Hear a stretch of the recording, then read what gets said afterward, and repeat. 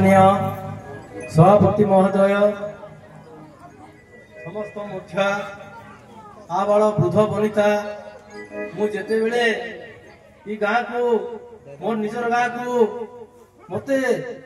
माँ मैंने समस्ते घर बास विचार मुझे से चाणार समान थिलु से पीरियड रे मते धरी आनले श्रीजुक्त पवित्र साहू आउ कहले आरो विषम प्रभाव धरे देले बाबरे जा पाइलो इरा हो मित होइले सेन दिन ठारो मोर गाँ रो बुझापड़ा समस्ते माँ भौणी माने मके से समय रे डम पिला ने करथे तेली पिला बनैथे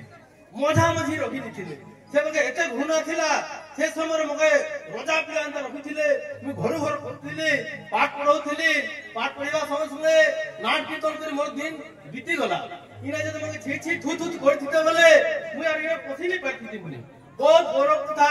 मोर छुआ माने जेन आज आके नेले मोर छात्र माने जे आके नेले मते बहुत खुशी लागुछि आज शिशु काल के नेता भलिया काम करिछन मो भाबुथिली मोर गाँ रे कोल नंबर गुटे हमर जलंधर आया का जने शिक्षित थिले पाठ पढ़ाने मते अनले रेठी मुई एका मां माई परम लक्ष्मी कृपारो मुई ऊपर गली मार मां भौणी माने मां जदी नै पूजला मां जदी मन नै पूजला से गार रही नै समते बोलल नै नै नै नै नै